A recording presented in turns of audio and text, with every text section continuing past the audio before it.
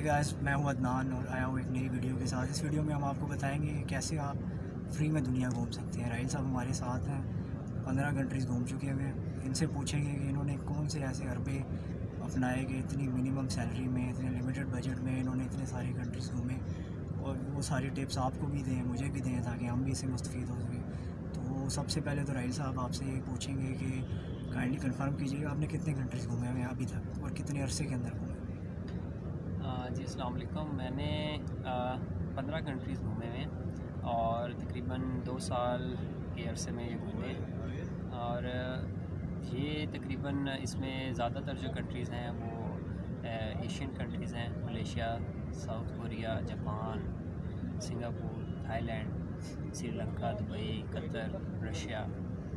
और अभी रिसेंटली मैं न्यू ईयर पे यूरोप गया हुआ था, तो उसमें स्पेन, टर्की और पोर्चुगल ये भी मैंने ट्रैवल किया था। अच्छा, आपने ये बोला कि आपने तकरीबन 2 साल के अंदर ये सारे कंट्रीज़ किए, तो 2 साल के अंदर मुझे तो पता आपकी जॉब क्या थी और क्या सैलरी थी, तो उतनी सैलरी के अंदर एकदम से 15 कंट्रीज़ करना उस बंदे के लिए जो कि पहले मतलब कि पाकिस्तान से आप कह लें कि दुबई भी हर कोई चला ही जाता है या सऊदीया, तो आप तो वहाँ पे भी नहीं गए थे, लेकिन आपने एकदम ही मतलब इस तरह से स्टार्ट लिया और करते चले गए। तो वो टिप्स दीजिए लोगों को, जिस तरह से मैंने अपना स्लग भी डाल दिया, डिस्क्रिप्शन भी डाल दी और लोगों को बोला कि तकरीबन दुनिया घूम लिया फ्री में, यानी कि सस्ते में कह लें। फ्री तो बिल्कुल कुछ भी नहीं होता, लेकिन वो इनको गाइड कीजिएगा कि आपने कैसे अपना बजट मैनेज किया और क्या आपने चीप ट्रैवलिंग को किस तरह से अचीव किया, यानी क्या खाना आप घर से बना के लेके जाते थे।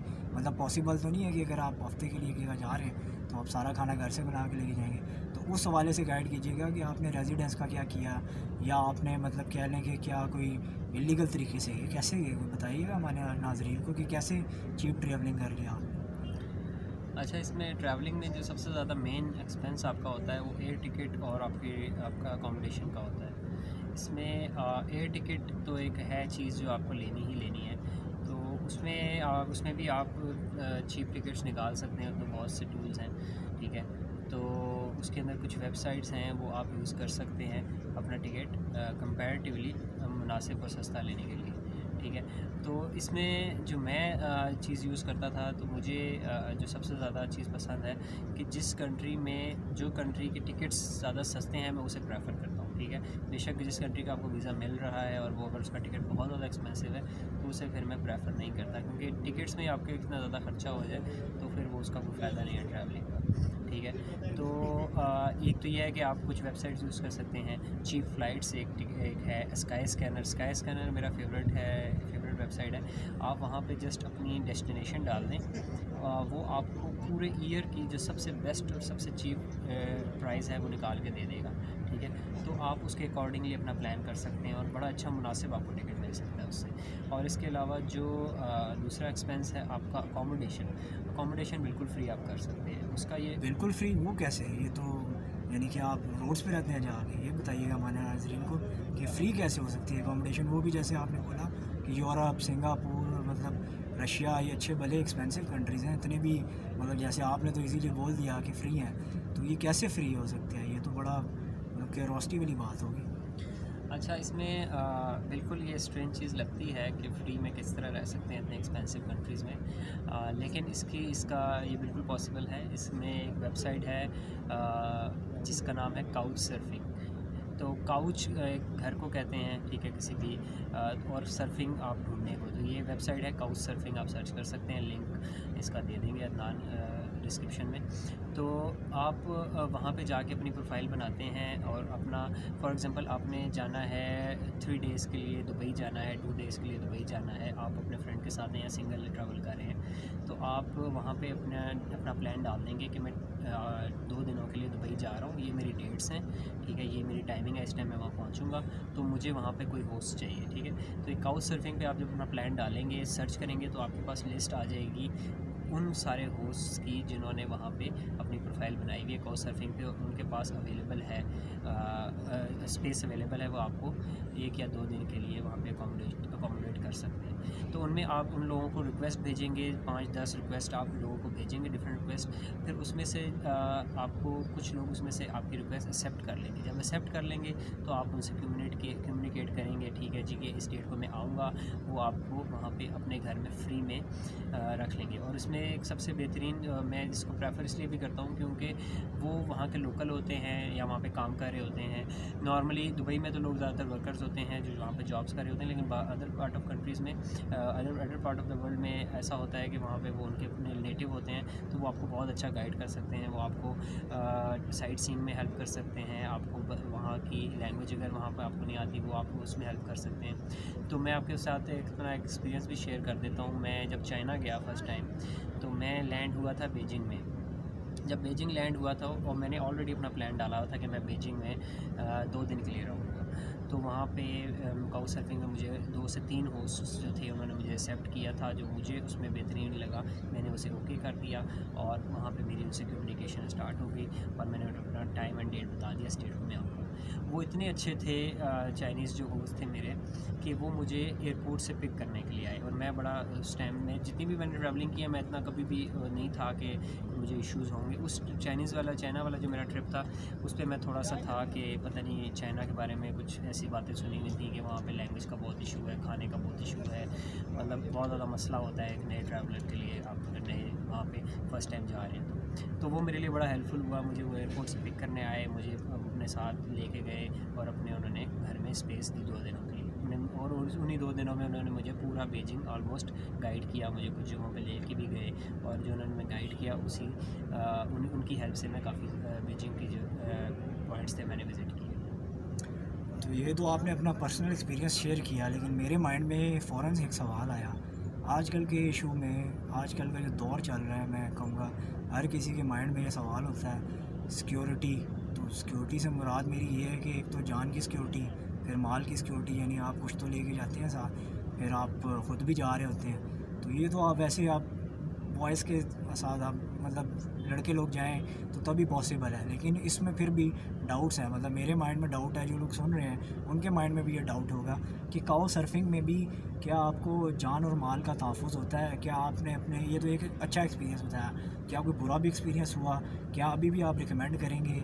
क्या आपको मतलब कि फ़्यूचर में भी आपका यही प्लान है कि आप कभी जाएंगे तो काउ सर्फिंग ही करेंगे? क्योंकि मेरे माइंड में तो ये क्वेश्चन है कि यार आपके पास फ़ोन अच्छा होता है, आपके पास काफ़ी सारी चीज़ें होती हैं, सामान होता है, आपके पास लैपटॉप वगैरह होता है, तो क्या मतलब, क्योंकि हम तो एशियन लोग ऐसे हैं कि पहली चीज़ तो ये कंसीडर करेंगे।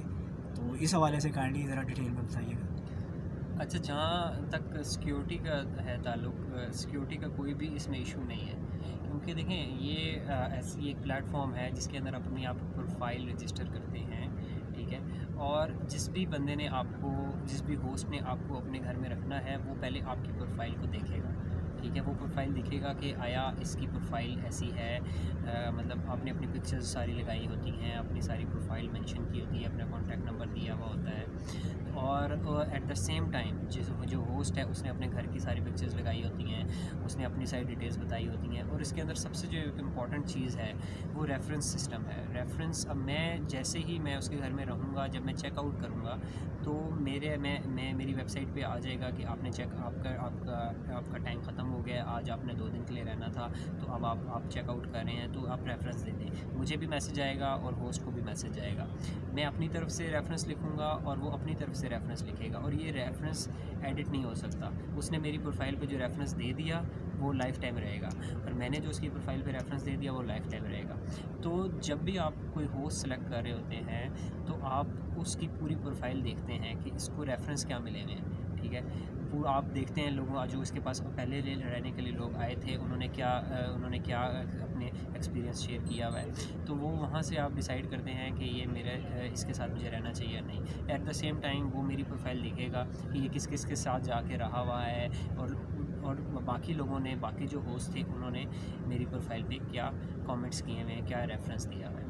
तो ये बड़ी एक इम्पॉर्टेंट चीज़ है। रेफरेंस सिस्टम से ही ये काउच सर्फिंग जो है चलती है। और इसमें फ़ायदा जो है इसमें ये है कि मेरी जितने ज़्यादा मैं काउच सर्फिंग करूँगा उतनी ज़्यादा मेरी प्रोफाइल स्ट्रॉन्ग होती जाएगी। और अब एक होस्ट की एक पॉइंट ऑफ व्यू से ये है कि जितने ज़्यादा वो गेस्ट अपने घर पे रखेगा, उनको अच्छा ट्रीट करेगा, उसकी प्रोफाइल, उसके रेफरेंस बहुत अच्छे होते जाएंगे, उसकी प्रोफाइल बहुत ज़्यादा इम्प्रूव होती जाएगी। और उसको फिर कभी भी किसी भी टाइम पे कोई भी इशू नहीं होगा। बड़े से बड़ा भी कोई गेस्ट आना होगा, कोई भी उसे भी किसी जगह जाना होगा, तो वो एक दफ़ा बस रिक्वेस्ट डालेगा और फ़ौरन से उसकी एक्सेप्ट हो जाएगी। क्योंकि आपकी प्रोफाइल जितनी स्ट्रॉन्ग होगी, पोर्टफोलियो जितना स्ट्रॉन्ग होगा उतना आपको फ़ायदा होगा। तो मैंने तो जितने भी कंट्रीज़ ट्रैवल किए हैं, मैं कोशिश यही करता था कि मैं काउच सर्फिंग से करूँ, क्योंकि बहुत ज़्यादा सेफ़ है। होटल में आप जाते हैं, होटल वाले आपको कोई हेल्प नहीं करते उस तरह का, साइट सीइंग में कोई उस तरह आपको गाइड नहीं करते। लेकिन ये है कि जब आपको, क्योंकि मुझे पता है कि अगर मैं किसी होस्ट के पास जा रहा हूँ, वो मेरी हेल्प करेगा ही करेगा जितना वो कर सकता है। क्योंकि उसे पता है कि जब मैं जाऊँगा तो मैंने उसको रेफरेंस देना है, ठीक है, मैंने उसकी प्रोफाइल पे कमेंट करना है। वो अगर मैंने थोड़ा सा नेगेटिव कर दिया तो लाइफ टाइम उसकी प्रोफाइल पे नेगेटिव कमेंट रहेगा। तो ये चीज़ एक बड़ी इंपॉर्टेंट है। और सबसे ज़्यादा जो मुझे अच्छी चीज़ लगती है काउच सर्फिंग की, यही है कि इसमें आपको कोई भी सिक्योरिटी का कोई इशू नहीं है। वो कोई अब गलत बात आपसे नहीं कर सकता और आप भी उससे कोई गलत बात नहीं कर सकते। ठीक है राहिल, इसमें आखिरी चीज़, उसके बाद वीडियो को वाइंड अप करेंगे कि अगर आप जिस तरह से रहे हैं, काफ़ी सारे लोगों के पास रहे हैं, अभी चाइना का आपने बताया, तकरीबन हर कंट्री में आपने काउच सर्फिंग की, तो ये बताइएगा इसका फ़ायदा जो आपका होस्ट था, आप तो गेस्ट थे, आपने बता दिया आपको क्या फ़ायदा हुआ, अकोमोडेशन के पैसे बचे, आपको गाइडेंस अच्छी मिल गई शहर के हवाले से, मुल्क के हवाले से, उसको क्या फ़ायदा होगा? वो क्यों खामखा अपने सर ये मतलब सरदर्दी ले रहा है, क्यों वो आपको भी रख रहा है? अगर मैं जाता हूँ मुझे भी रखता है। और ये हमारे देखने वालों में से अगर कोई जाएंगे तो वो भी काउच सर्फिंग के थ्रू किसी ना किसी के गेस्ट बन सकेंगे, तो उसको क्या फ़ायदा हो रहा है, वो ज़रा शॉर्ट में ज़रा बताइएगा हमारे सुनने वालों और देखने वालों के लिए। जी अदनान, ये बड़ा बेसिक सा क्वेश्चन है काउच सर्फिंग को लेके। इसमें यही सबसे बड़ा सवाल है कि इसमें क्या फ़ायदा होगा।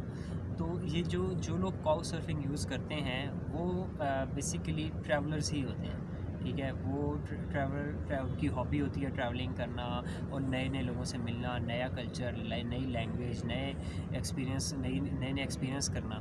तो एज अ होस्ट अगर मैं बात करूँ, मैं भी होस्ट रहा हूँ चाइना में, तो मैं इसको होस्ट को क्या फ़ायदा होगा कि होस्ट अपने घर में डिफरेंट नेशनैलिटीज़ के लोगों को अपना गेस्ट बना सकता है, ठीक है। वो उनसे मिलेगा, उनसे बातचीत करेगा, उसे अपने घर में बैठे बैठे दुनिया के डिफरेंट लोगों से मिलने का मौका मिलेगा।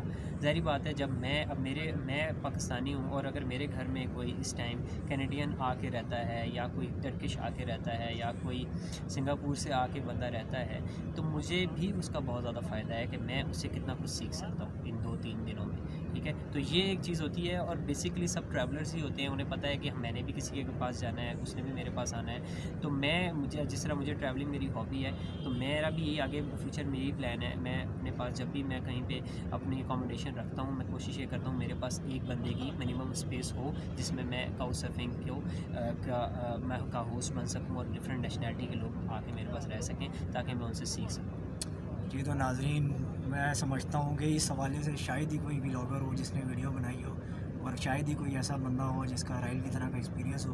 तो इन्होंने आपको डिटेल में बताया। आप लोग अगर इसके अलावा भी कोई क्वेश्चन हो तो कमेंट्स में ज़रूर पूछ लीजिएगा, आपको बताया जाएगा। और इस हवाले से मैं आपको ये बताता चलूँ कि ये बिल्कुल सेफ़ है जैसा इन्होंने बताया। और मेन चीज़ जो मैं आपको बता रहा हूँ, अगर देखिए आपके पास कोई कैनेडियन रहता है पाकिस्तान में, तो आपको पता है जब आप कनाडा जाएंगे आपको वो जॉब से लेके घुमाने फिराने तक हर चीज़ की हेल्प कर सकता है। तो मुझे तो ये चीज़ बहुत पसंद आई है और मैं तो राइल साहब ये स्टार्ट करने लगा हूँ, ठीक है, जितना जल्दी हो सके। तो आप लोग भी, अगर आपको भी समझ में आता है तो स्टार्ट करें, और अगर वीडियो समझ में आती है तो सब्सक्राइब करें, बेल आइकन प्रेस करें और शेयर करना फिर आपका फ़र्ज़ बनता है। तो अगली वीडियो तक के लिए इजाज़त दीजिए अपने दोस्त, अपने भाई अदनान को। मिलते हैं आपसे नेक्स्ट वीडियो में। अल्लाह ने